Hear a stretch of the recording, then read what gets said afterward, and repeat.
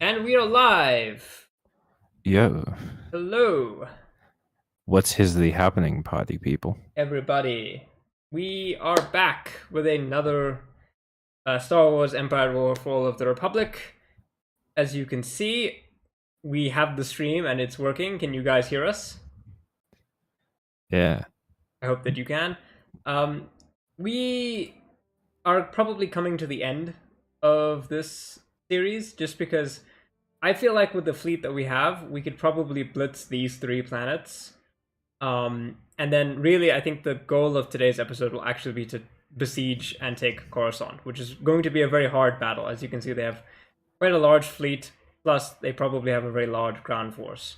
So get ready with your classical literature conversations, y'all. You're in for a long one.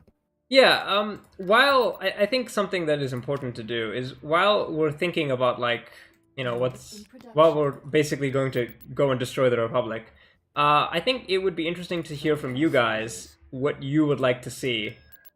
Um, Hello there. we can build Magna Octopara droids. I did not know we could do that. Wow, While and you're we can build looking at artillery. God what you're damn it! looking at what droids we can build, let me just say, hi, Ole, largely unemployed, mana burnt, and comrade sad. Welcome to the stream, y'all. Hello, everybody. Okay, well, I'm just gonna unpause, and then we're going to do the violence. Yeah. We're thinking of what games to play next after this stream, since this is probably going to be the last one of these. Ole, I see you're still rooting for Paya. I know I promised that one kind of a long time ago, Last but one, just a quick aside. Last one in the sense that we might play this again, but we'll take a break from playing it. You know, we could try another campaign in future. Because yeah, I quite like this, and there are other campaigns to play. But yeah. okay, it looks like we got a big-ish fleet. We're gonna have to play this one a little bit carefully. So while you talk to the chat, Callum, I will engage these Republic dogs and see what we can do. Alrighty. Hey chat, what's up? How's it going in your? What's your star sign? How's it? How's it going in your life? Actually, no. Fuck signs. What's your Celtic tree sign? Your what? Yeah, the Celtic the Celtics, I guess, all of them that exist now, have like a tree astrology. A tree astrology. Is that based on Bird knows theirs. Theirs is you. you? Okay, I have no idea what mine is. What? How would Let I me be look it able? up. How would I be able to find out? Is it like a when you're born or like? Yeah, it's based on the months that you're born in. Okay, well, I mean that's just like regular astrology then, except Yeah, it's a what's your tree. birthday? I was born in July, Oh, same. When in July? 14th. 14th. Okay. You and I have the same tree sign. Well, that's cool. Is Yeah, it we're both Holly. okay? Is that good or bad? I can read it for you. Yeah, yeah. Go ahead. Holly, or otherwise known as the ruler. Among the Celtic tree astrology signs, the Holly is one of regal status. Noble and high-minded, Holly signs take on positions of leadership and power. If you are a Holly sign, you take on challenges easily and overcome obstacles with rare skill and tact. This is deeply not me. When you encounter setbacks, you remain vigilant to obtain your end goals. People look up at you and follow you as their leader, as you are rarely defeated. You are competitive and ambitious even in the most casual setting. You are quite generous, kind, and affectionate. Highly intelligent, you skate through academics where others may struggle. Holly signs may look to Ash and Elder signs for balance and partnership. Okay, I'm still trying to figure out what that means. Really, is it like we're an INTJ of the tree type community? I don't know. Sure, bro. I don't know. I'm gonna find you because that was Mana Burnt sign. Yeah, I want to Manabun, read you were that one. quick on the draw with that one. Yeah. Ah, fuck. I can't. Where's you? I can't find you anywhere. It's spelt with a Y. Yeah, I know. I don't know. I'm I not. can't find it anywhere, Mana Burnt. Maybe we're looking at two different things. Is it possible that we were mistaken? Oh, Uh, shoot. I could forget. The tree of your Celtic people. Yeah, my people are quite Celtic as well. Yeah. You've mentioned that you have Irish heritage. Yes. My surname isn't supposed to be what it is currently. One of my great grandfathers changed it when they moved to this country, presumably because of, I don't know. I genuinely don't know. We have no records of it. We don't know why they changed their surname. We went on like a rabbit trail of trying to figure out where they're from, and we found out that they're from a town called Limerick in Ireland. And there was a massive fire there that destroyed a lot of public records. Oh. Conveniently. Well, that seems super duper handy. Yeah, I mean, lots of people change their names when they get to it. Well, at least back in the olden days, a lot of people used to do that. Just because. I like to imagine it's because of debt. Yeah. You're trying to hide from the police, or you're. Or the convenient fire that happened was not quite so convenient. Oh yeah, possibly. You might have been implicated in an arson scam. Oh, apparently Mannerburn says Limerick is such an important town in Irish history. I think we're from Limerick. I don't know. But why is it important, Mannerburn? Educate me. I have no idea where my ancestors are from. We have no way of knowing. There were no records kept. We were basically brought here on a ship. So we've never really been able to trace our genealogy, but I'm always interested in hearing what where other people are from. Ah. Oh, Mannerburn says that their data comes from a book about Celtic ritual and religion from actual archaeological research. My data comes from a website called One Tree Planted. So I think you're flexing on us, Mannerburn. Yeah, who's the real academic here? Not you. Comrade Sad says, I don't know if y'all have played Little Misfortune, but that's very much dark humor filled. Misfortune. I don't like dark humor. Callum is a soft boy. I suggested that we play a bunch of horror games, and I instantly got vetoed. Yeah, no, my brain is sick, and it will show me things for the rest of my life. I don't need to feed it. But no, I just don't like dark humor. It's always like, say the most offensive thing you can, and it becomes less funny. It's just like, it gets to a point where it's uncomfortable. And I don't know, humor should be clever, not like, dead babies. And it's just like, ugh. I like puns. I was thinking about like comedy games. There's a comedy game that I've played that I've never had such a strange like mixed opinion of a comedy video game, because the game is called With Irony. It's about a character who it's about a guy who is a socialist in America. And at the beginning of the game, it's really interesting because you're like, I'm here to give a presentation about why America sucks. And then you talk about like the capitalist oligarchy. And then he instantly does a U-turn and talks about how this one country in a vaguely like Soviet Union-esque way is the best country in the world. And then you go there and it's just a nightmare. It's just a really shitty place. And the lesson at the end of the game is, like, you need to work with the CIA to help the people overthrow their dictator. And it's like, okay, well, I mean, the dictator is bad, but like, maybe we don't need to give up on this whole leftism thing. Maybe we can do something else besides running a totalitarian dictatorship. Yeah.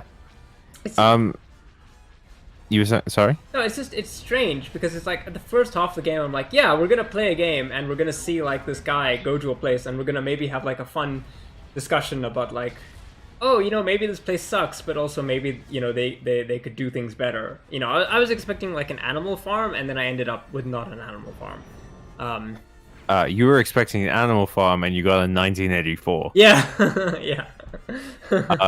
Ole suggests that as far as horoscopes go, the only one they care about is what bionicle element are you, and they say that they're Earth. Oh, that is a good question. Which bionicle are you, Callum? I don't know. What are the bionicle elements? Okay, well, I mean, they're not really elements. It's like when he says element, he means like which bionicle which like power would you like to have? Would you like to have earth powers or wind powers or stuff like that? Oh God, I don't. You're killing me. What's the difference between fucking stone and earth? Well, this it's like sand and earth, if I'm not mistaken. Because But it's called stone. That's the same thing. Is earth what? like trees? Well, there's like one which is like rock and being like underground, and then there's one which is like a desert environment, and then there's one which is like a nature environment. Okay, what's the difference between ice and water are literally the same thing? Why wouldn't they fall under one element? Look, Callum, this is the Bionicles. If you're going to have these questions, I am going to have to be unable to answer. I always with these. I hate elemental questions because elementals is maybe one of my favorite. Oh, okay, Pokemon types. Man, Burnt is speaking my language now. I hate elemental questions because I love air and I love fire. So either one of those, I guess. It depends on the day. Fire. I like the rock one, just because I think he's cool. And that's the only reason. I just think he looks cool. He has like a Jason Voorhees mask. I remember the Bionicles movie where there were like 7 of them and they were each different colors and their masks gave them different powers. Yeah. They all And the all red have, one could go invisible. They all have different powers to some extent. Or the other. The white one could like command people to do things. Yeah, I think he was like the prime, like he was like the Optimus Prime, I guess, of the Bionicles. Oh, God damn it! Air speeders. Gross. They've got air speeders. Great. The white one historically telling people what to do, but I remember thinking that it was very similar to a different power that one of the Bionicles had. I remember the green one could turn into animals, and the red one could turn invisible, and the blue one could swim good or something. I mean, it depends on like which era of Bionicles lore you're talking about, because Bionicles because Bionicles lore did change quite a bit. Are we talking the Cretaceous period or the Jurassic period? I've never had a reason to bring in these anti-air tanks, and now while we're almost at the end of the campaign, the Republic shows up with 3 anti-air with 3 air vehicles. Validation at last. We'll see if we can actually shoot them down. Our anti-air tank is kind of dumb. I mean, fucking mood. Okay, but we're making progress. Okay, so apparently stone/earth is very close to like rock/ground types. Oh, okay. Right. So yeah, I get that. So like, for instance, ice is super effective against ground, but rock is super effective against ice. Okay. Because you can smash ice with a rock, but ice can do that thing where it like grows into the ground and makes cracks in it. Mm-hmm. So yeah. So that. Anywho, what bionicle element would you be? Earth? Yeah. I think I'm the Earth one. Personally, I really just like the look of it. But I don't know, personality-wise, it would be. Okay. We're gonna need to do something about these Republic jet speeder things, because if we don't, I think they're just gonna kill us. Well, one's about to die. They've got 3 of them. So real quick, while we're talking about like our favorites in certain fields, which is your favorite Jak and Daxter game? Jak and Daxter 2. Closely followed by the Jak and Daxter racing game, because Jak X. Jak X. I love that game so much. I love like dedicated racing games. Yeah, it's not, and the thing is, it's not just a racing game; it's a racing combat game, right? So that's like the trifecta of niche. We're gonna make a spin-off of our main hitline like franchise game. Yeah, I love it because it's like there's always some sort of politics. Oh, it's like Ratchet and Clank. It's like Ratchet Gladiator. Oh yeah, that's my favorite Ratchet and Clank game. Yeah. Just What I, what console is the HD collection on, Ole? I presume PlayStation. Because I would love to get the HD collection of Jack and Daxter. I have such fond memories of Ratchet and Clank Deadlocked. I think that's what it's called, the Gladiator one. Man, that's such a loss from the past. I remember it so well because the like pause screen or the menu screen was a Ratchet working on his ship, Mm-hmm. and I was like, that was my favorite space trope for a while. Is It's like like working on your ship. It's like the guy working on his ship. Well, I guess people used to do that a lot more back in the day when, like people worked on their cars. Nowadays, your car has a computer in it, and if you touch it, it'll void the warranty. Yeah. It was just cool because like your ship in sci-fi isn't just your car; it's the place that you live. Yeah, it's your home. Yeah, it's like an RV. Think about that, kids. The Millennium Falcon is a really tricked out RV. Yeah, I guess it is just like a deluxe camper. if they used it for smuggling drugs, which I guess they do, because Han Solo does smuggle spice. No, Ole says that Ratchet Gladiator is the title in Europe, and Ratchet Deadlocked is the title in North America. Yeah, So we had two different versions of the same game. Well, this is South Africa, so we're invariably that's just going to be a thing that happens to us. Yup, we just get anything we can get our grubby little hands on. I'm pretty sure some people got Deadlocked and some people got the other one, and that was just because there was no proper effort to like localize it to the region. They're just like, oh, Ratchet and Clank, whatever. We'll just get whatever game and we'll just put it on the shelf, and these peons will not, mind, because they will play whatever game. Peasants. Yeah, they will play whatever game they can get. Yeah, aren't European games like I don't know if it's still the case, but for a while European games were slower. What do you mean slow? As in like the frame rates? Yeah, like American games were tended to be like sped up, and European games tended to be a little bit slower. I'm not so sure about that. I know there are definitely issues between American games, and like for starters, all the covers would be different. Like for some reason they would always try to like make the European like they always try to make like the American game like always like super hardcore and edgy. Like Kirby's got a gun kind of vibe. I mean, Shadow the Hedgehog is the most American. I genuinely own that game. There's nothing wilder in a video game than hearing the President of the United States telling you a hedgehog. Well, first of all, picking up a picture of Sonic and Shadow, which he keeps on his desk, and then saying to someone, "We need the hedgehog to defeat the black aliens." And it's like, dude, you can't say this. They're called extraterrestrials, God. Let's hit that. But yeah. Early also says that Ratchet working on the ship wasn't the first game. I remember it very clearly from Ratchet's Gladiator because that was the one I played the most, and I remember seeing that like little animation of him working on his ship. Why did you play it? Was that just the one that you had, or? I had Ratchet and Clank 2 as well, and it just ended up being that Ratchet Gladiator was like the closest ones. Mm-hmm. Like it was the most recent one I bought, and then I just played that for a while. So I think for me, like, I am always perpetually just going to be a sucker for games that are deviating from the main franchise in some way, but like still related to it, And I feel like if Ratchet and Clank Deadlock came out today, it would be a roguelike, for sure. I think it would be you would go through randomly generated like arenas and just battle like, and I would love that actually. I think I would really enjoy that. The other thing about it is I have fun memories of playing it co-op, right? Because oh yeah, I don't.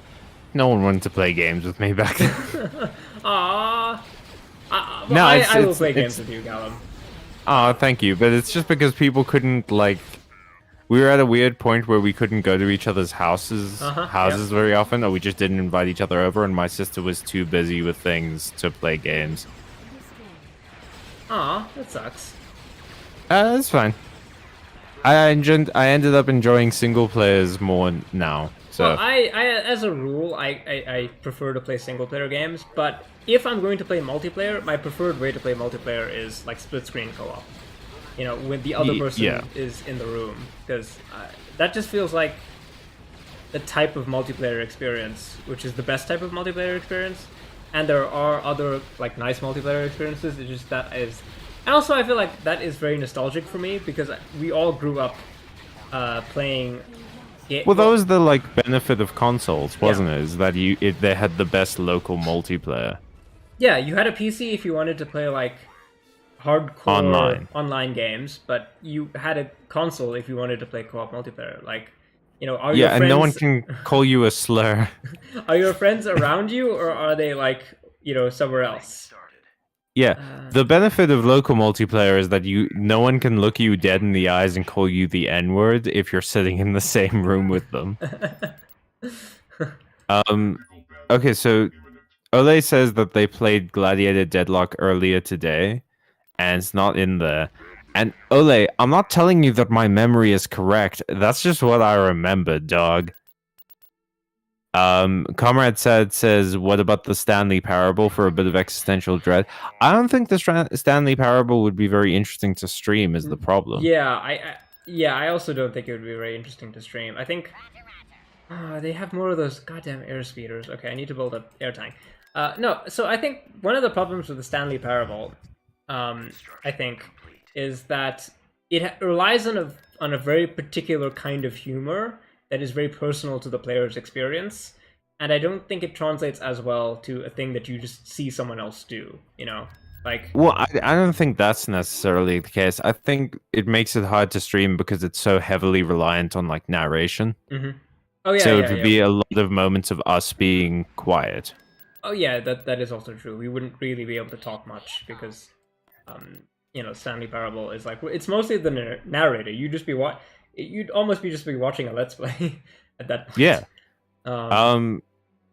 So, Comrade also says like they're mostly lurking, but if they're gonna do a few random game suggestions every few minutes, and they think that split screen is really fun and wholesome, but they can't find it anywhere, except in games like marketed to children, like Minecraft, and they're constantly on the hunt for split screen co-op with their sister. Yeah, a lot of split screen co-op games are either they're going to be relegated to a console or they're going to be you know, like one of those very indie games. Really, a lot of AAA producers have basically given up on. Yeah, you know what the new split screen is? What?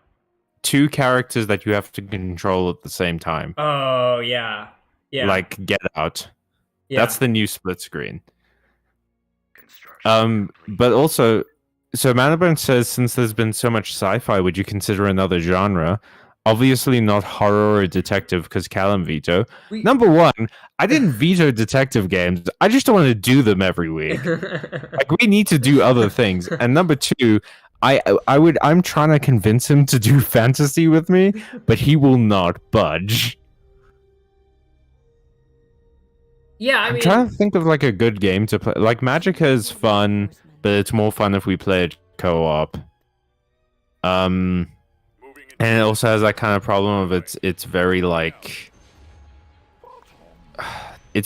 joke heavy. Mm-hmm. So it feels like showing your friend a funny video, yeah, and then they just like don't laugh, and you're like, ugh, yeah, this is the worst.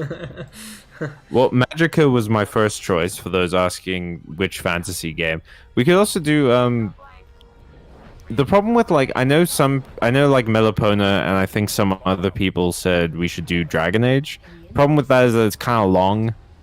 Dragon Age 2 is maybe feasible, but it's also kind of long. Yeah, we'd be locked into that for a long time. So either I would have to do like off-screen grinding so that we could just breeze through all the combat, or it would be that for like a long, long time. But if you have fantasy games that you think are good for streaming formats and you want to see us play, please let me know. Oh, we could play Anvil Saga. What? Anvil Saga is a blacksmith simulator game. You have to run a blacksmith shop in the 100 Years' War. You were the fucking weirdest person. You know that? Your tastes are so weird. Why would you play a game where you're a blacksmith during a war? What do you mean? Like, I'm into it. I'm really into it. It's crazy and weird, but, like, why would you? Yeah, That's like saying, let's make a game set during the London Blitz and you're a shoe shiner. Yeah, that would number one, Callum. That's like the next Lucas Pope game. Yeah, absolutely. Actually, that's for sure the next Lucas Pope game. Are you kidding me? That man has a talent for turning a seemingly mundane thing into like a complete. well, that was the Double Fines model. Yeah. It like magical realism in the completely mundane.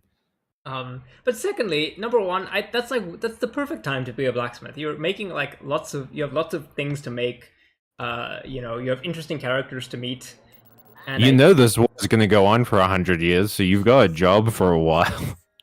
Yeah, I mean, they wouldn't have called it that if it wasn't. You could pick a faction. You can side with the French or the English, or maybe like thread the line between both of them.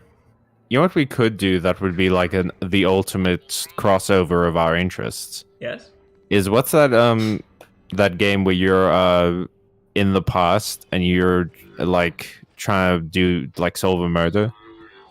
Penitence or something. That new one from Obsidian. Pentiment, right? Pentiment. Because that could be it for us, because it's historical, which I like. And there's a lot of nun-sex, which I like. And there's detective work, which you're into. Maybe that would be not so kosher for stream. I don't think there's any like nudity. I think all of the sex is implied. That's the other problem with Dragon Age, is that though there is sex in it, it's fairly implied. So like, there would be a couple of dicey moments of like, I don't know if we can show this much making out. What about? Oh, now they're in for it. Now we've got artillery. What about? I have this game about being a plague doctor. That could probably be like a short 1 or 2 episode kind of thing. Yeah, we never did play Tales of Iron on stream, did we? No, we didn't. But I feel like we've talked about that game so much. Yeah, it's also kind of slow, especially in the beginning. It takes a lot of build up, because either we drop in with no context, or we, or we're like, here we're gonna play from the beginning, and then there are gonna be moments where it's just gonna be watching us die 2 bosses. Maybe that could when's be. When's our anniversary? Of the channel? Yeah, it's like in April or something. Yeah, thereabouts, I think. Damn it. We're so close. We could have done Shadow of War, because I bought that recently. And then it could be the like sequel to our very first stream, which was Shadow of Mordor. Oh, right, yeah. Well, no, technically, I started the channel in February 4th. But that's not like when we started streaming, if that makes any sense.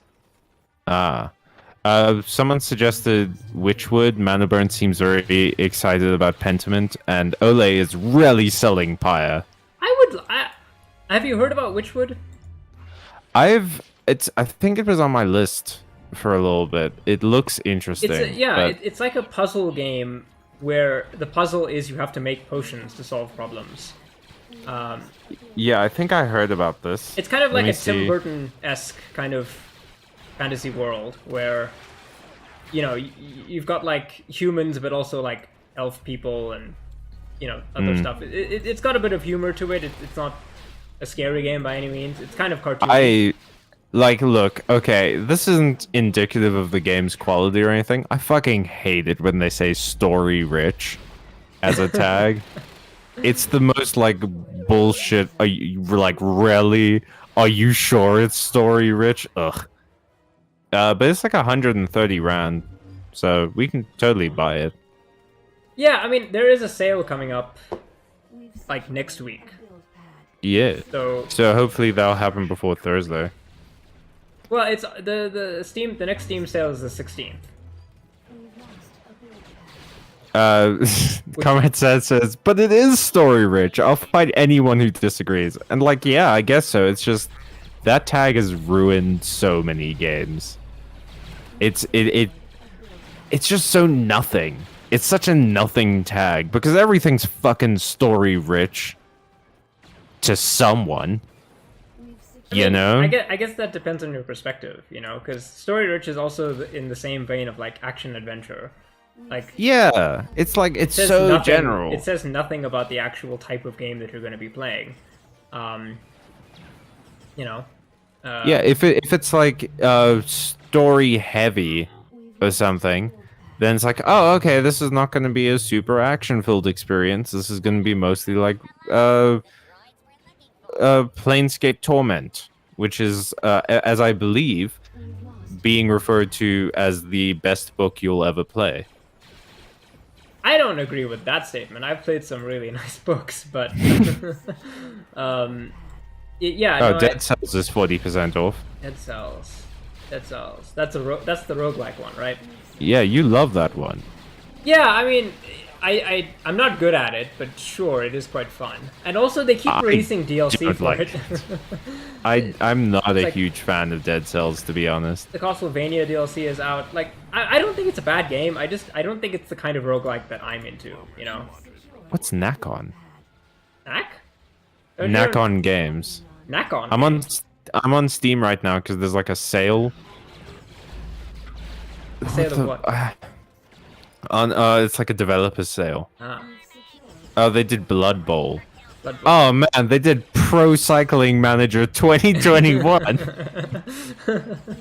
Oh, not Pro Cycler. Well, you know, that's a hot. That game is full of hot takes. We will. Yeah, that's a hot ticket item. We will have people fighting in our chat.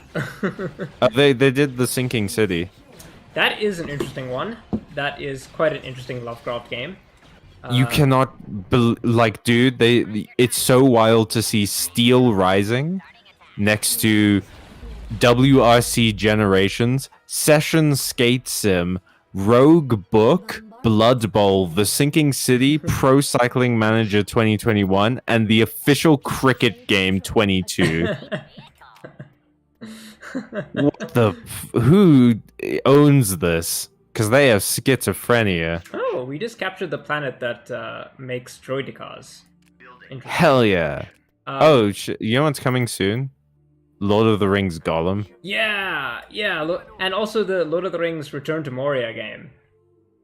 Ah, nice. What's that? It's a co-op. So it takes place after the Lord of the Rings. You are the dwarves who are trying to reclaim Moria.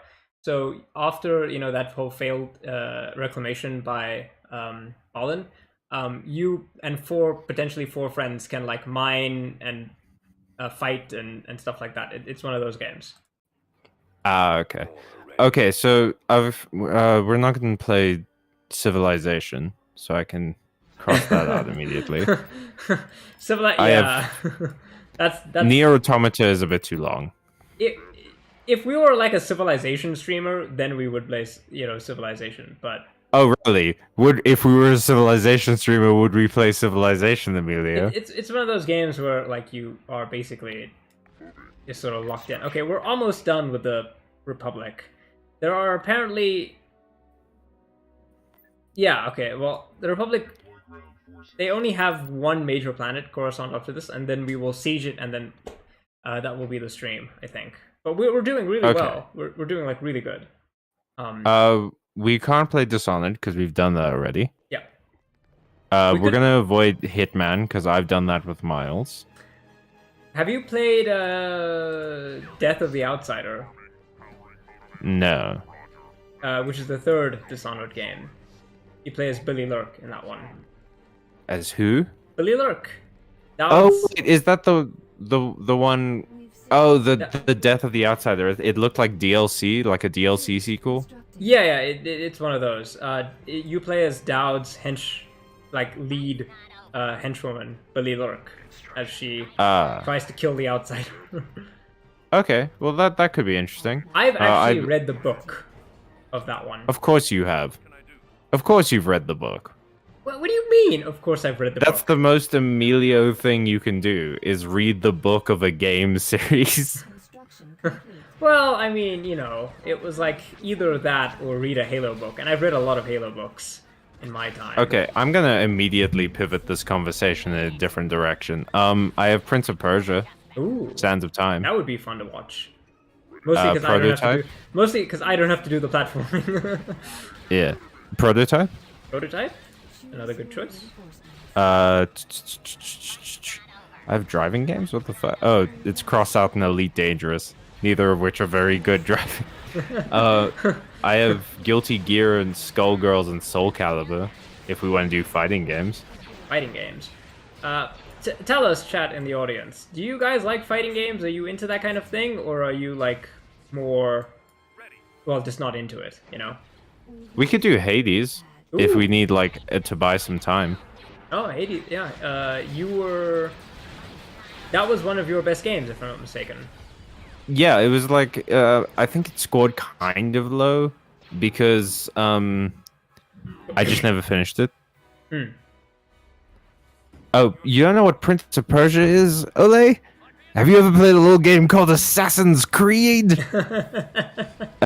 Prince of Persia came before Assassin's Creed, and it's kind of a lot of... I don't know if I'd say it's the template that Assassin's Creed was built on, but they were certainly cheating off of the same person in class. Yeah, like one of the unusual things about Prince of Persia is there was like a lot of artistry that actually went into making it. The first Prince of Persia game was quite revolutionary for the time in terms of things like parallax scrolling. Yeah, it was basically all mocap too. Yeah, it was like super. It was like the product of like one French guy's, like the guy. I think the guy who made it was like an art. No, the guy who made the original Prince of Persia took photos of his little brother running around in his pajamas, and then just rotoscoped but I mean, that. like the guy had like an art degree. He was like an Yeah, artist. I assume so. He's probably not like a teenager who knows how to rotoscope in the early 80s. Let me see. I'm just gonna look up I have Okay, let me run out some other names through the list. I've got all of the Fallout games, from 1 to 4. I've got Spec Ops: The Line, Across the Obelisk. We've already played FTL, Hotline Miami, Magica, Papers, Please, Return of the Obra Dinn, Sable. I feel like Oberdin would be. You finished it, right? No. Okay, I have. So maybe it would be fun to play that game, but then again, I know how it ends. That is a tricky. But I lack patience, so you'll be able to pull me through the parts where I would normally give up. So maybe we could almost do like a speed run of Oberdin, in a sense, where we'd be like, "What is this, Emilio?" And then we could spend a couple minutes pondering it, and then I'd be, "Well, I do know the answer, I do remember it, but let's puzzle it out if we can." Kind of. What is this? If we are going for like full-time RTS streaming, though, I have Age of Mythology. And like most of the Civilization games. You have vetoed me. Well, you made it very clear that if we play the Halo RTS game, it will be 2 hours of you complaining. Because it's Halo, and it's also still sci-fi. I have a whole section, Emilio, of my Steam library called Review that has 20 games in it. None of them are installed. What about... Well, I mean, I also have some RTS games that are not sci-fi RTS games. I think I have like a couple fantasy ones. Do you want to do Total War Attila? Ooh, we could play a custom Total War campaign.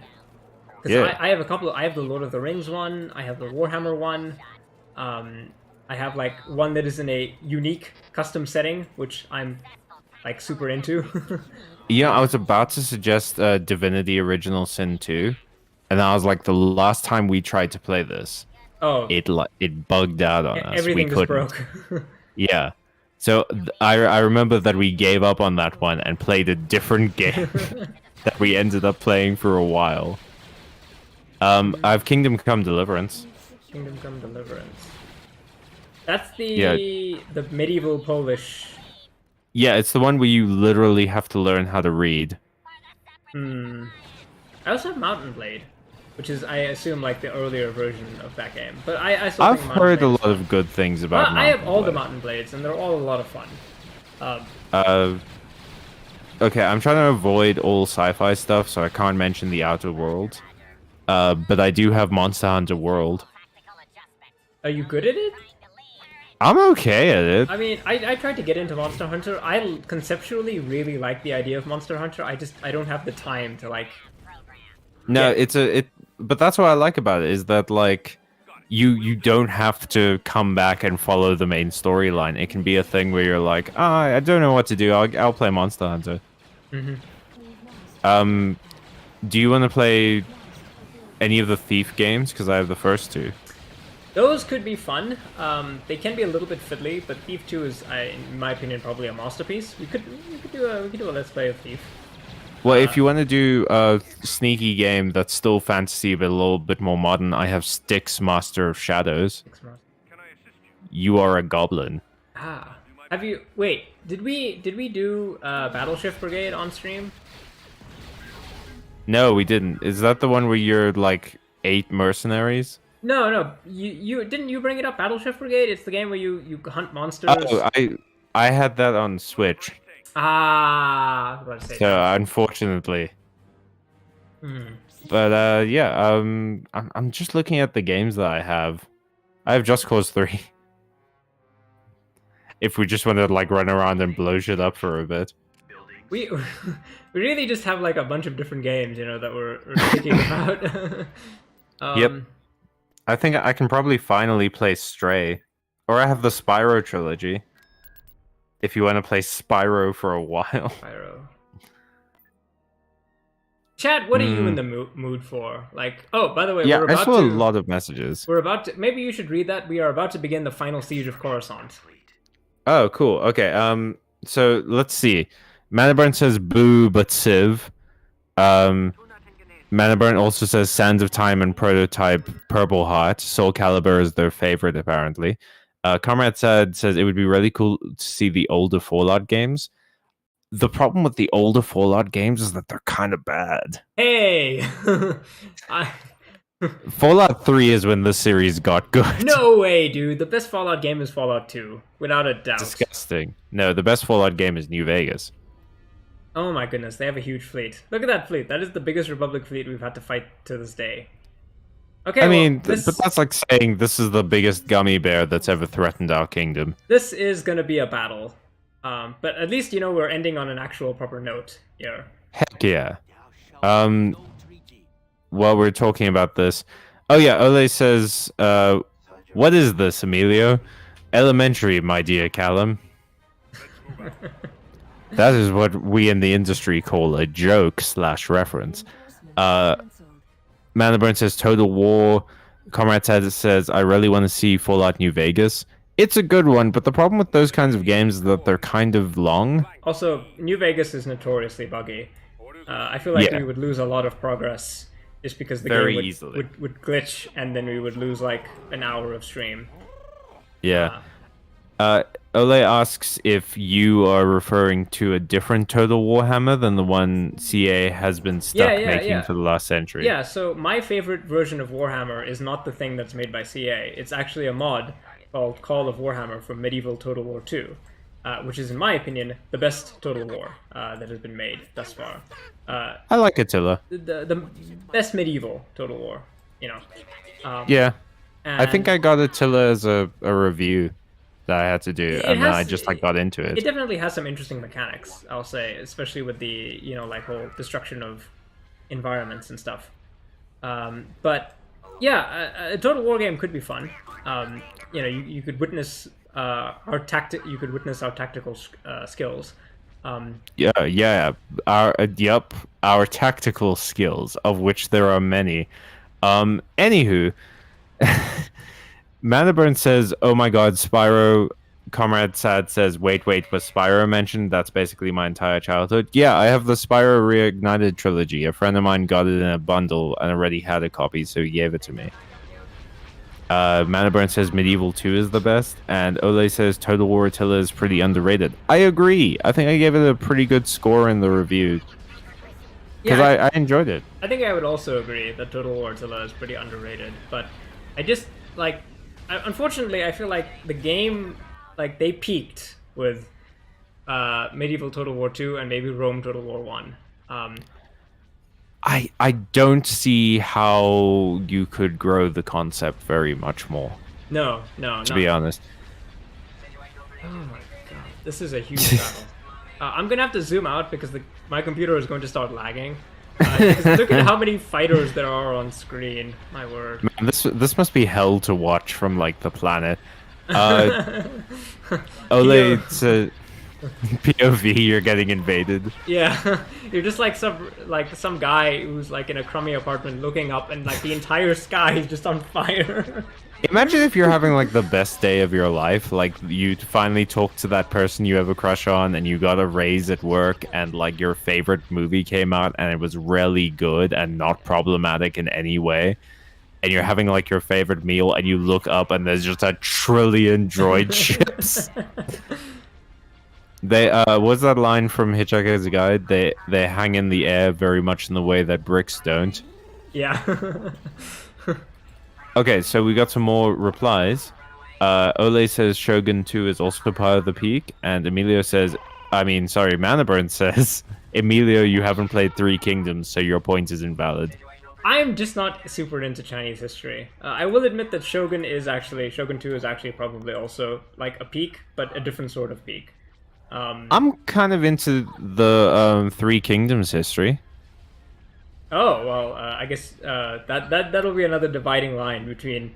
I don't know a lot about it, but I'm into it because it shows up in a lot of like anime and things, but also because Magic the Gathering ran a set about it. Well, we know that if you know, I think my issue with just the Three Kingdoms period is just that there's a lot to it, and you know it is interesting. I'm not gonna say it's not interesting, but I could never really get into the whole thing, if that makes any sense. It's something that I got into and I bounced off, you know? It is a lot of information. A lot is happening. They throw new people at you all the time. It's kind of like the warring period in Japan, where it's like there's so many fucking people and they've got such long names. And they all did something interesting, I guess, but it's like you really need to pick one period of history that you're really into. Yeah. For me, it's well, it's split between the early modern period and antiquity. Like I'm really interested in like pike and shot and Napoleonic stuff and all of that jazz, but also I'm really interested in ancient era like warfare. If it's got pikes, I'm really into it. Manaburn says Three Kingdoms is just like the Silmarillion, but China. Yeah, that's how I've heard it described, and actually I feel like that is a very apt description. Oh my god, is the Republic just gonna keep spawning acclimators? Okay, well... Well, you have to acclimate to it. Guys, you're gonna have to settle in for this one. This is gonna be a long battle. You know what's interesting? Yes. About the like Three Kingdoms set in Magic is that was a whole thing that Magic used to do, where they would do like Arabian Nights, where Aladdin and stuff was an actual card, and the Three Kingdoms, where you can play as all of the people from that huge conflict. And then after that, they stopped doing it. Because obviously adaptation like that is kind of a dicey field at best, and no one was super into it. And then they started loosely adapting things. Mm-hmm. But basically just making their own stuff up about things. That's why like we have Amonkhet, which is basically Egypt. Mm-hmm. And also, speaking of Egypt, the period of history that I like the most is mythology. So I've really hedged my bets, so I can be into mythology from any period. I just don't care about all the other stuff. So you're interested in the intersection between fantasy and history, basically. Yeah, sure. That's what I'm interested in. I don't like fun stories. Yeah, I mean, if you're into mythology, then you're basically, you know, there's going to be a new Age of Mythology game that's coming out. I was about to say I have Age of Mythology. Yeah. So we're kind of in a potentially we're in a renaissance that might be starting. An RTS renaissance. Look, everyone keeps, everyone had that whole saying about, oh, the adventure game is dead. You know which genre was really dead? RTS games. We're bringing back RTS games, guys. Start a hashtag. We're trying, Manaburn. at least. Okay, so Manaburn says some of those sets were so good, though. Kamigawa, for instance. I don't know that Kamigawa was definitely based on Japan. I think it was mostly based on, like, Japanese culture as a general template. I don't think it was based on any particular, like, time period in Japan or anything. There's definitely a lot of Japanese stuff and Japanese inspired stuff, but that's what I mean, is that they take, like, a culture and then use it as inspiration for something. I think they got some backlash on Kamigawa at some point, but then, like, Kamigawa Neon Dynasty has a lot of cultural editors working on it and stuff. How are we outnumbered by the Republic starfighters? How is that? How did they? Clones are bullshit. I don't know what to tell you. I guess this must be the very last Republic fleet, so they literally must have put, like, anyone who can fly a ship into space. Because there are so many of them. We're trying to cut through the chaff here. It's like the Japanese-Russo War, where Russia just, like, gave a bunch of peasants pitchforks and shit and put them on the front line. Wait, are you talking about the Russo-Japanese War in, like, 1902? Yeah. Russia was super poor. They couldn't afford to give everyone weapons, so they just gave them, like, farming implements. I think you're talking about maybe, like, World War I, because the Russo-Japanese War was fought mostly in Asia, which means the soldiers who fought it were actually they had machine guns and things like that. I specifically remember it was a war during like Tsar Nicholas's era. It could be the Russian Revolution. No, it was before that. It was one of the things that contributed to like hyperinflation in Russia. That could be World War One. It could be. Yeah, because hypothetically speaking, even though Japan ends up winning a lot of ground in the Russo-Japanese War, they get nothing out of the treaty. The other European powers basically just like, okay, well, you beat Russia, sucks to be you, I guess, and you get nothing for it. Yeah, but Russia got screwed even more so because they had to deal with hyperinflation. Well, to be fair, there are many periods in Russian history where they're just dealing with hyperinflation. Yeah, but losing a war doesn't help. No, definitely not. Especially when your Tsar is like building another wing of his palace and trusting a crazy wizard to look at his sick son. That period of history is for sure World War One, I think. Yeah, no, definitely. That period is World War One. But there was like a period before that where I remember it being the Russo-Japanese War, but that might just be like my brain supplementing words in. But there was a conflict with Japan where they like didn't give peasants weapons; they just used them as like meat shields. Well, you could because it was conscription. You could also make the argument about Japan because they also use conscription. Yeah, no, but it was one of the we were learning about conscription at that point, and that was one of the examples that my teacher gave. Mm-hmm. But it's interesting, like there are so many factors that led to the Russian Revolution happening, and I love it when people are like, but communism didn't work. It was in Russia for so long and it just didn't work. And it's like, that communism was fought against at like every turn. Mm-hmm. When the Bolsheviks took power, the Mensheviks happened, and then they were supported by America and they had to have a fight, the Reds and the Whites. And then once that died down, there was a social uprising because of all the wars that were happening. Yeah, Russia was never the most stable place in Europe, and then trying to keep a revolution alive. Like, my personal opinion is that I don't think it was ever going to go well, but it definitely was not going to go well when Lenin started to disband all the worker councils, because even if they were on track to do like genuine sort of like revolutionary, like actual socialism, the problem is that all of that progress was undone like the minute they started to go against like some of those earlier principles, and then they started turning on some of the more anarchist leaning sort of people. It's Yeah, and it's not like Lenin was the healthiest dude ever. So like, even if he was making all of the right moves, Yeah. right, he would still have suffered 2 strokes. Yeah. And then Trotsky would have been next up in line, and then Yosef, Yeah. the man of steel himself. Yosef coming to power is a big like WTF moment for history, because he was never supposed. From what I remember, he was never supposed to be in charge. He was never supposed to be. Okay, Callum. I feel like we could sit here for another hour while we slowly defeat the Republic forces. I'm just gonna auto-resolve this. Oh no, but we've got so much. We've got like 5 minutes left in the stream, and we were having a good Russian No, debate. no. I'm gonna finish this. This campaign is getting finished. I'm willing to stay up and continue to play it until we're done, but I do want to get to the ground battle. Fair enough. I'm just gonna auto-resolve this. Yeah, poor Trotsky, man of And- burns. It's a shame he was so allergic to ice picks. And we win. And we still have Uh-oh. our thing intact. Our Yeah.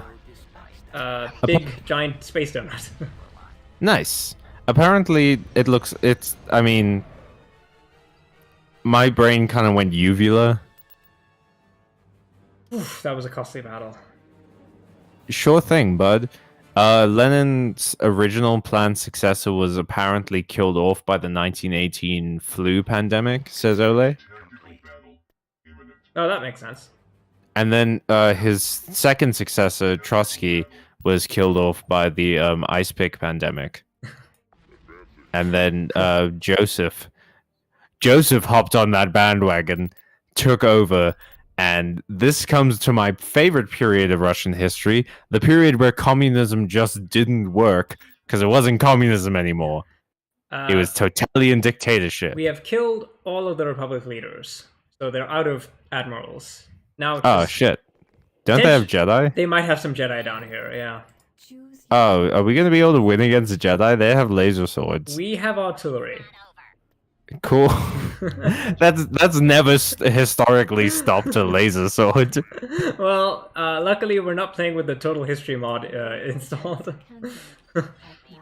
Awesome. What's another thing we can talk about? What have I been? We were talking about magic systems earlier, but we might want to save that for. Yeah, that might that might actually be an episode. We also potentially might have an episode about like feudalism in Westeros,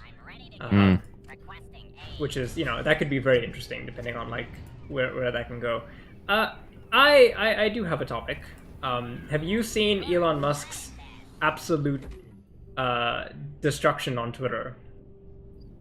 Last time I saw Elon Musk on Twitter, he keeps like laughing, quote unquote, at the least funny memes I've ever seen in my life, and then posting less funny ones. It's amazing how he basically paid the most amount of money ever paid to become the worst poster of all time.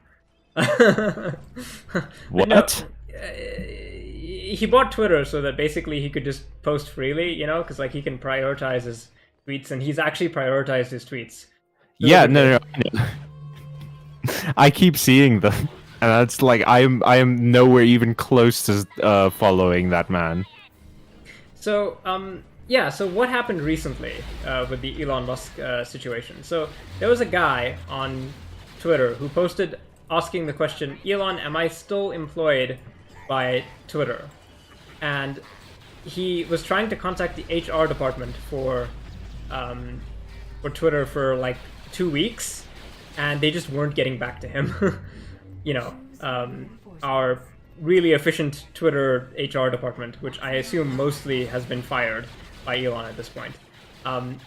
So this guy is I think he's from Iceland, and he is disabled. He has muscular dystrophy, which means that he has lost control of the use of his legs, and he has like muscle weakness and various other health conditions that make it very difficult for him to like do physical labor and stuff. He's confined to a wheelchair. So this guy is really, really cool, right? he campaigned for Iceland's like disability access. You know, he like single-handedly got them to change the law about disability rights sick. in Iceland. And this is a real cool guy. He made his money by making a company that was then sold to Twitter. So, you know, he's not like a incompetent guy or whatever. He's actually quite competent. However, in his employment, he specifically took payment in wages and not in stock options, so that he could pay higher taxes to Finland. Yeah, I mean not Finland, to Iceland, which is just like this guy gets more based by the second, you know. Yeah, no, like what a Chad. Yeah, this guy's like a mega Chad. Anyway, so one of the situations about his employment was that he could not be fired by Twitter because of like the way that he had basically taken. He sold his company to Twitter, but in exchange he could not be fired, and he had to still be paid like a wage and stuff. So why would he not be fired, Kellen? Well, because if he gets fired, he triggers a clause in his employment contract that stipulates he must be paid the full value of his company, which is $100 million. Nice. Hell And yeah. Elon Musk basically walked into that landmine This is my favorite person ever. by getting fired. By firing this guy, he basically walked into that landmine, which is just, it's just delicious. You know, the irony is just, Like, Twitter has been the most expensive thing Elon Musk has ever owned, and he is doing nothing with it, really. And he is just losing in every possible way. He's becoming less popular. He's walking into these kinds of landmines. He keeps exposing himself, and it's wonderful to watch. It's like watching someone that you know made a bad decision in real time facing the repercussions of it. yeah.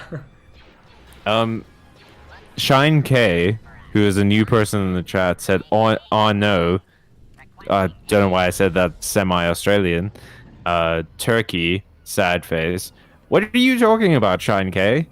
Explain yourself. Oh, probably something to do with Turkey. You know, that place is still... Turkey and Syria, they're still quite messed up from the earthquake. So, Oh, right, because of the description. Oh, yeah, folks, you've heard me say it like for weeks now. If you donate to the Turkish Earthquake Relief Fund that we have in our description, you can get limited patron access from us. Obviously, that's not what it's about, but, like, you know, get something cool from it. And then you get to watch some of our Patreon videos. And you're helping people out in Turkey. It's important. and Syria. And Syria. Oh, it also does Syria? Yeah, because remember, Syria was also hit by the earthquakes. I just didn't know that that particular relief fund also handled work in Syria. Yeah, from what I understand, I think they help that whole region. Oh, awesome. Okay, well then, yeah, Syria and Turkey, we're helping them both, and you can help them both too. Also, Ole says that if they had to pick a time period for an East Asia total war, they would do late Tang Dynasty, post An Lushan Rebellion. I don't know what that is. I don't know what that means. The post An Lushan Rebellion. I feel like the Yellow Turban Rebellion. I think that would be personally interesting to me. Sure. But yeah, I mean, I could see an argument for like the An Lushan time period. Cool. Why though? What is your reasoning, dear chatter? That it's Ole. Sorry, Ole. Yes. Ole Frederick Skjetstad. Yeah, that you have the interesting name, the double barrel. They name. all have interesting names. One of them is named Shine K. What's the K mean? Why does it need to shine? Is it like Special K? Oh my. All right. Or like Special K? Okay, we need to That means ketamine. ketamine. We need to. Yeah, that's the two things. Special K is a cereal, which it means Kellogg's, but also it's a drug that means ketamine. Don't do your drugs, folks. They'll mess you up. Some of them. Yeah. Yeah. Be smart. There was a guy who did like a drug talk at my high school once, who said like, "Don't let anyone ever tell you that drugs aren't fun. Drugs are super fun, and they'll kill you." And I was just like, "Yeah, okay, fair enough." Melipona, you absolutely do need to set an alarm. We play every night at 6:30 SAST. Get well, on your like clock app on your phone. Get the Joburg clock, and then just look at if it's at 6:30 yet, and then we're playing then. Okay. So we're kind of bottlenecked here with the Republic. They keep basically they keep pushing us back, and we only have one way to go. So I'm gonna keep trying to besiege them, and we just lost our other one artillery piece. Great. Damn it! It's fine. We still have 11 companies of super battle droids, so I think we have more droids. Super battle droids. I think we have more droids than they have guns. Oh, Melipona, since you just arrived late, and also Shine K, if you're still here, we're looking for new games to play on the next stream. We've suggested a bunch of things, but if you have anything in particular, the only stipulations is that we want to avoid sci-fi, and we want something that isn't going to be too long, so that we're not like locked into it for weeks. Yeah. Ole says the time period I'm imagining is something like the starting year being 762. China would be slowly falling apart, and you can either try and pull it back together or play someone else and take it all. Okay. I mean, that's a fair enough idea. Yeah. That actually does sound a little bit like the Attila campaign, if I'm not mistaken. It kind of is. Like the Total War Attila thing is that one of the big world events is Attila being born. Yeah, and he just messes like everything up. Yeah, it's wild. Ponderosa Dworkin, who's here, what's up? Welcome. Says, ugh, Don, I was gonna say XCOM. XCOM looks fun. It's just we've done so much sci-fi stuff, dude. I need something good. Hey! I mean, not good. I need something that's about swords and people saying thou. Melipona asks how we both feel about voice acting. Do you mean doing voice acting or listening to it? Callum is a voice actor. Technically. Well, that's like saying I'm an artist, and it's like you draw things. That doesn't mean I'm an artist. You are an artist. Doing it. Yeah, I'm good with voice acting things. Mm-hmm. The problem with I suspect that you Melipona are going to suggest a visual novel, and the problem with that is that it's a bit tough to do that because they're not super interesting to watch. They're interesting to listen to though. But we did a lot of voice acting for the what was that detective game we played? Lacuna? Lacuna, yeah. Yeah. Yeah, technically we both did voice acting. Although I'm not very good as a voice actor. Pocket laser. I will be I will be the first one to admit that. I'm not very good at that particular type of I think I went through that whole playthrough giving the detective a different voice every time. Yeah, and his like mindscape is Australian. Yeah, his mindscape is Australian.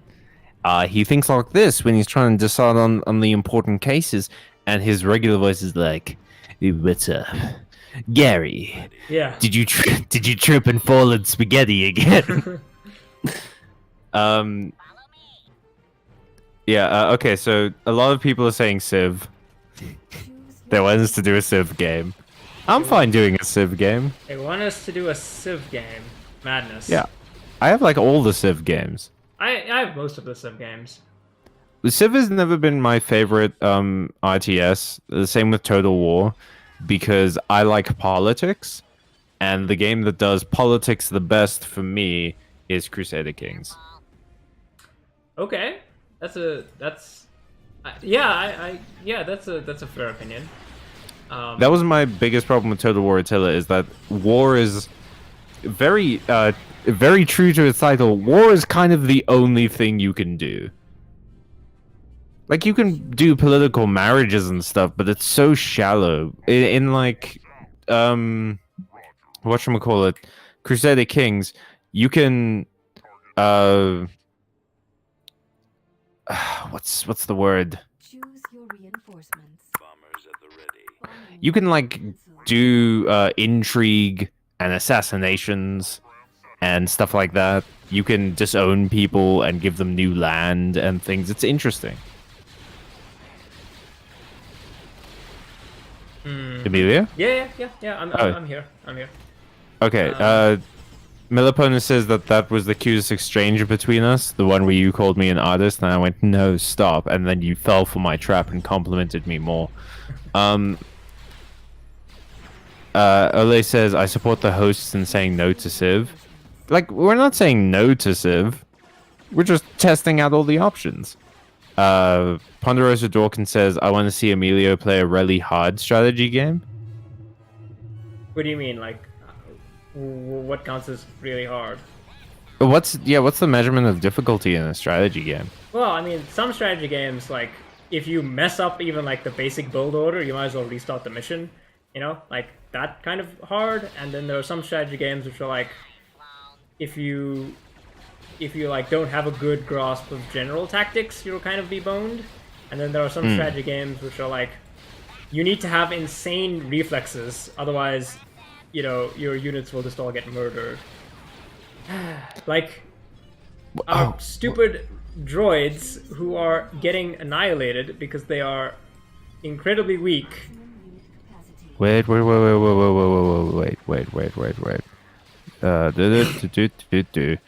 Strategy. I don't have it on strategy. There's a game that I have. Shit, what is it called?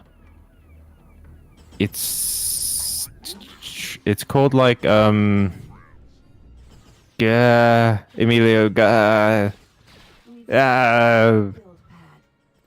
I can't find it. Oh, Endless Legend. This Legend, I've heard of that. It's a fantasy strategy game. You can be like dragon people. Oh, that's cool. Yeah. Okay, so some people are going in support of Total War. Ponderosa asks if we play action or fighting games. Yeah, I play Hollow Knight on Thursdays sometimes when Emilio is busy. And I love fighting games. I've got like Guilty Gear and Skullgirls and everything. Skullgirls is great because you're cute girls. The art style is wonderful. Manaburn says, Melipona says Endless Ocean. What's that? You're a fish and you swim around in Endless Ocean. I think you're either like a whale or a dolphin, neither of which are fish. Yeah, those. That's Manaburn, yeah. That's a classic fish classic. Well, there's no such thing as fish. Yeah, I mean, I guess it depends. Like, no, there was a guy who won a Nobel Prize in biology for discovering that there's no such thing as fish. What do you mean? Well, he discovered that genetically, monkfish has more in common with a camel than it does with salmon.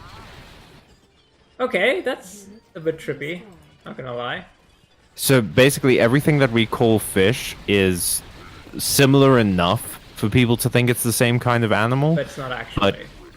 But like when you really get down to it, there's almost no similarities between them other than the fact that they breathe underwater. Mm-hmm. And well, it's wild. The ocean is a scary place. Yeah, it was one of the things in my classes when I was doing practicals. If my students were kind of getting bored, I was like, "Hey, if you guys do all of your work, I'll tell you after class why there's no such thing as fish." What a wild way to like entice students to learn something. Hey guys, there's no such thing as fish. It's all a lie. Get to the end of this book and we'll find out. Okay, Ole is actuallying me. by saying Civ is not an RTS, it's turn-based. Total War Attila is also technically turn-based. Well, Civ is entirely turn-based. Total War Attila is real-time strategy with turn-based. Amelia, Yes? don't take the chat's side. We're fighting with them. You're my partner, not theirs. Manaburn says they started a new campaign yesterday, presumably in like CK3 or Civ or something. Ole says other game mechanics being sort of mid is kind of the thing you have to be prepared for when you play Total War. It's about battles. Yeah, but that's the thing is like I enjoy games that either do one thing really, really well or have a bit of variety. I'm not into the current model of like sandboxes where it's do anything you want because that gets boring really quick. But Total War, like I never got super into the battles, and that's it. That's like the whole thing. Yeah. If you don't get into the battles, then really there's nothing for you.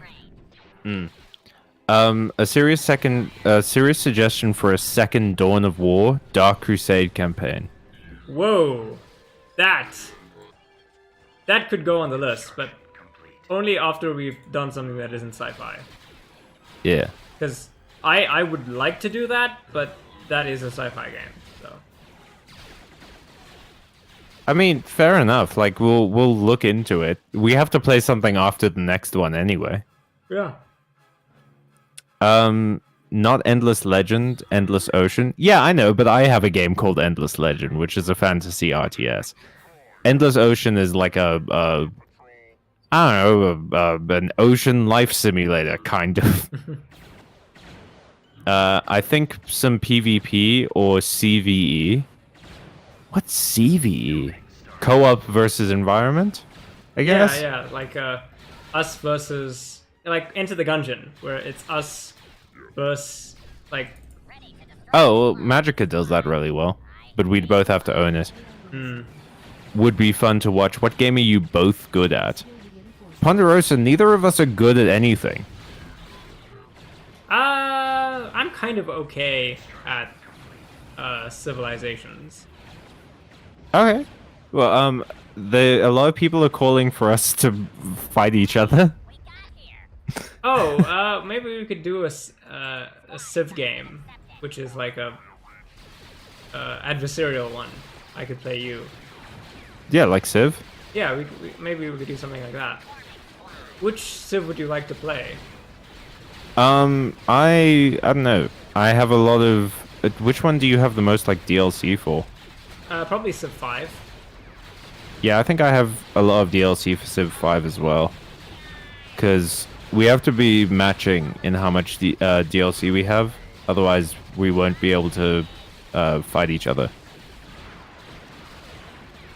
Right? No, I mean, we don't have to play with the DLC.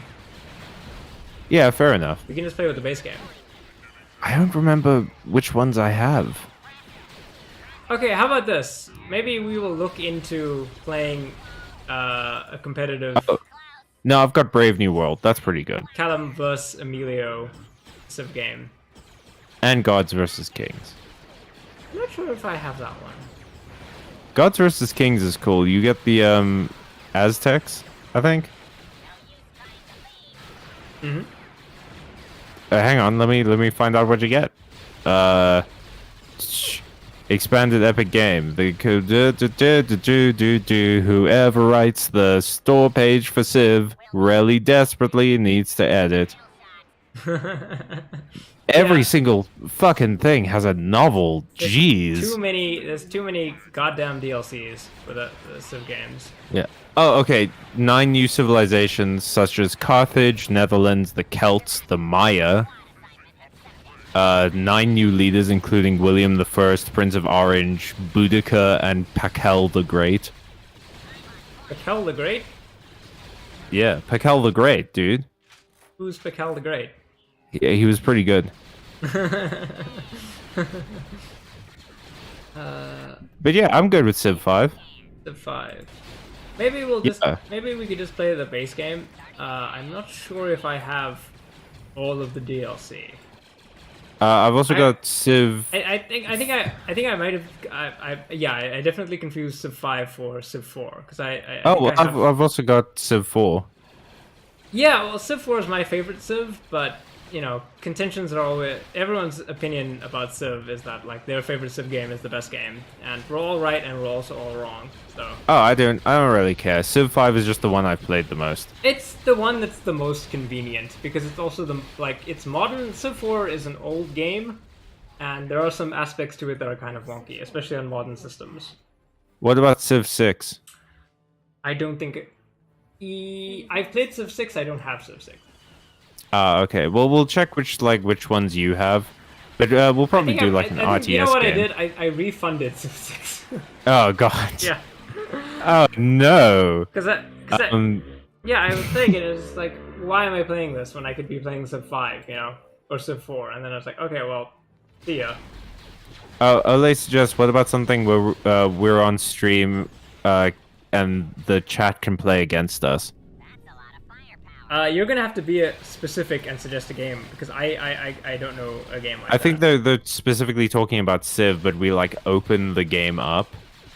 The problem with that is y'all don't always get here at the same time. Yeah, you guys are in different time zones to us. Most of you are not in our local time zone. So if, for instance, we start the stream and no one's remembered it or something, then we're gonna be sitting here for like 20 minutes looking at the Civ loading screen. Also, it's kind of rough to play online with so many people. That is true. That is true. Maybe we might do something like that for patrons, which is a little bit more justifiable because people are paying to be there. But yeah, they pay us money. If you pay us money, we'll do things that we don't want to do for you as well. You don't have to say it like that. But yeah, we can find a way to do this. You play defense and science. I almost always play research and Civ. I play military. Fucking course you do. Deep rivals. The nerd versus the jock. Oh God. I want to fight you, Flash. Yeah, I wouldn't want to fight me either.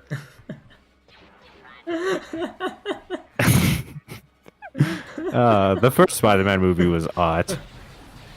Look, Sam Raimi might have not necessarily been the perfect director, but the man had a vision, and by Jove, I respect his vision. Dude, Spider-Man 2, like, everyone goes like, oh, Spider-Man 3 was the worst one. It's still not a bad movie. No, it's not a bad movie. Spider-Man 2 was amazing. Yeah, for sure. Like, there's a certain charm in the Spider-Man movies that just does not exist in any of the Marvel movies, you know? Yeah. It's kind of sad in a way, right? Because like the Marvel movies are infinitely more successful than any of the Spider-Man movies ever ended up being. But despite that fact, like the Spider-Man movies still feel like, you know, in a weird kind of way, they feel like art. It's like when you see modern photography where like it looks too sharp. And then you see older photography where it has like that warm sort of golden hour light. Oh shoot, that is the Senate. Oh, nice. The Republic Senate. We're gonna kill the Senate. We're gonna blow it up, yeah. Yeah, which is weird because we're technically owned by the Senate. Oof. Yeah, that is true. Anyway.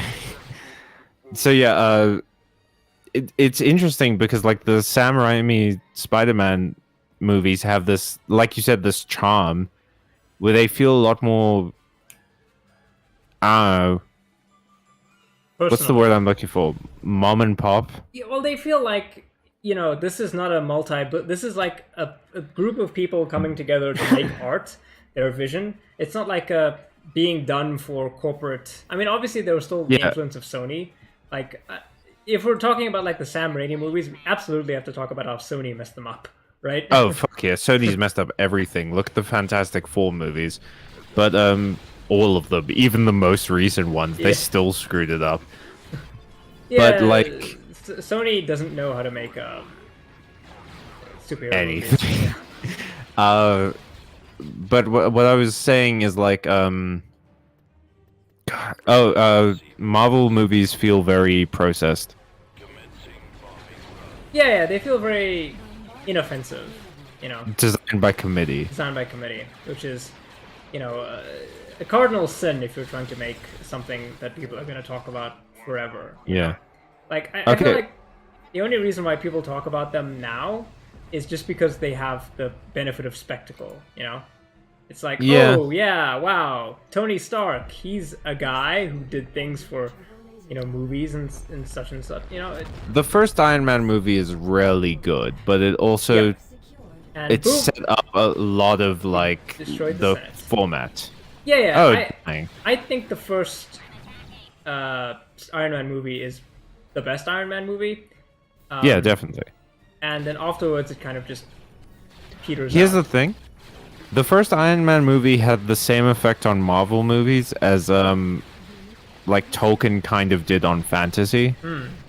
In that way that like for a long time, even now, a lot of fantasy follows the Tolkien model of like Scottish dwarves and wispy elves and all that shit. And now a lot of MCU movies follow the Iron Man model, Yeah. where every character is kind of Iron Man. Even Thor. Even Mr. They, Thou, Them. What do you mean? So, like, Iron Man in the sense of, like, witty quips, or... Yeah, like think about like the first Thor movie. Thor is meant to be the character who's like, mine father and thou art such and what not, and forsooth, verily, my good man. And yet he's quipping like he's in a coffee shop in a early 2000s sitcom. True. That's a good point. I think, And it's just weird. Every character is becoming Tony Stark, and it's like that both robs Tony Stark of his identity and all of these characters of theirs. You know what's weird? I'm just gonna say this, but, like... Iron Man was not the quippy guy in the comics, right? That was Spider-Man. So, Yeah, they turned Iron Man into in- Spider-Man. That's so weird because Iron Man in the comics is like the absolute pragmatist. he's a much... Well, he's a more serious guy, at least. He's just not always constantly making quips, right? No, he's like an utterly absolute he's part of the Illuminati. Is he? Yeah.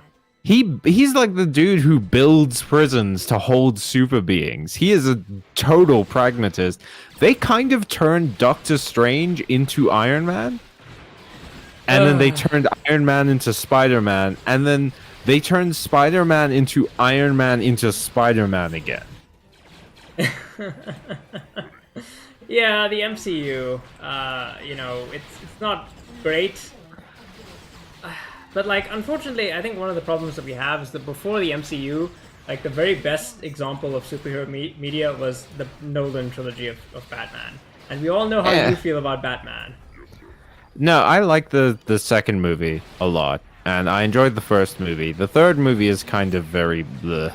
It's weird. It's very funny, and it's not meant to be. The Dark Knight Rises is, I think, some of the best. It's like, such a good comedy. Where is she? look at all those casualties, but we did it. Yeah. Before we get going, let me read some stuff from the chat. Da, da, da, da, da, da, da. No copyright. No copyright. Then stop singing. You can only sing 10 seconds of a song before we get copyrighted. Yay, we did it. We beat the Republic. Ponderosa says a Jackbox pack would be good for audience involvement. People can join in at the start of each game. I can see that working, but yeah, the unfortunate thing is we're in South Africa, so even with our ultra low latency, there is a good deal of lag. Yeah. And those games are timed. Yeah. Melipona makes that point as well. The word that Ole would use for Sam Raimi's Spider-Man as opposed to MCU is sincere. Yeah, I can see that. It is very sincere, right? No one knew how to make a superhero movie, so people just did what they felt was good, you know? Yeah, Ponderosa Dworkin says, funnily enough, being a makes a better engineer than a playboy drunk, and Iron Man is at his core an engineer. Yeah, that is true. Yeah. And if we had pragmatist Iron Man, Elon Musk wouldn't be as famous as he is. I think the dark omen of the things to come was when Elon Musk showed up in an Iron Man movie and he wasn't made fun of, you know? Yeah. I mean, fuck, dude. Yeah. What a terrible, terrible timeline we live in. Melatonin says, I only watched those films, the Nolan the Nolan Batman films, because I love the Nolan bros. Ole says, The Dark Knight was remarkable because it was a serious, gritty thriller and a silly comic book movie at the same time. And, like, yeah, because it was this. The Dark Knight is great because it's this weird combination of seeing the Joker, a man who literally dresses like a clown pimp, going up to actual villains, like actual mobsters and stuff, and taking them over. Yeah. Yeah, he's so different to the previous iterations of like the Joker. I guess one of the unique things about the Batman franchise is that there have been multiple versions of it, you know? We haven't had like multiple versions of Iron Man. We've had so many different versions of Batman though. And so like, you know, he was so different from the Caesar Look, I feel like the DC universe does definitely like reboot a lot more than the Marvel universe does, but I think they both reboot it a lot because they have to. Otherwise, every time they get a new person in to read comics, fucking no one would know what was going on because you have to go back like 50 years to get the idea. Yeah. Melipona says Callum, the Darkman movies. the Bat Person films. Okay. What do you think of Invincible? Oh, Invincible is great. It's like The Boys, but an anime. Not an anime, it's a cartoon. Yeah, but I feel like Invincible does a better job of not being as like shock factor as The Boys. I mean, they both have their moments where things are like super shock factor, but yeah, I think so. Maybe just by virtue of the fact that it's an animation, you know, maybe they don't have to, because a lot of people think that like doing things for shock value is the sign of maturity when it's not. Yeah, it's like all those awful parts in Game of Thrones that were just done for shock value. I'm watching a series right now called The Magicians that I feel skirts the line of shock value and like this is relevant to the plot. Mm-hmm. Like there's some moments where it's like this character was sexually abused by a trickster god and it's a big deal and it's hugely relevant to the plot and becomes the main plot for like all of season 2. Mm-hmm. And it gets resolved with a really terrible moment that they have to accept, and it's awful and it's rough, but it's necessary. And then there's a part where it's like our sentient boat is in a moment where this other sentient boat wants to sexually abuse it, and it's like, why did you write that? This was a book. I do hate to cut this off, but I do probably should, we start, get going. You do probably should, yes. Thank you very much for watching our stream. If you want to chat to us and stuff, I'm on Discord pretty frequently, and Emilio's on there too, just mentioned Bionicles. If you want to get the best news, the best way to do that is to subscribe to the channel. And also get on Discord. We don't post as much to Twitter and Instagram as we should, but go on there too, because sometimes you'll see the artworks from the art stream if you missed it. Go and check out our Patreon if you want to support us financially, and if that's too much of a monthly commitment, buy us a coffee. But most importantly, please go and check out the donate to the Turkish and Syrian earthquake relief fund that we have in the description. Even if you're watching the VOD, you will be helping a lot of people. And if you send us the proof, which is like a letter that they send you after you donate, if you send that to us on Discord or Twitter or whatever, then we will give you limited patron access right now. I will also say that we are moving up. We have like 933 subs. What really we're getting very close to actually being able to monetize the channel, which also means we can do proper like donations when we do these streams and stuff. But but like we need more watch time and obviously more subs. So whatever you guys, if you can share us around, tell your friends, stuff like that. We recently surpassed 40,000 views, which is nice. Hell yeah. So like, yeah, if you guys like our stuff, please share it. The best thing you can do is tell people about us, because like if people like our stuff and they want to watch it, then it'll make it easier for us to make more in the future. Yeah, and we haven't exactly decided on what game we're playing next week yet, but we've heard all of your suggestions. If you have more, please comment underneath this video, or I don't know, put it in Discord, and then we'll take a look at it. If you put it in Discord, I promise you we'll probably see it first. That's the best place to put it. But suggest it to us, and then we'll take it into consideration, and we'll make a decision next week. Yeah. Okay, thanks everybody. Thank you so much. Bye-bye.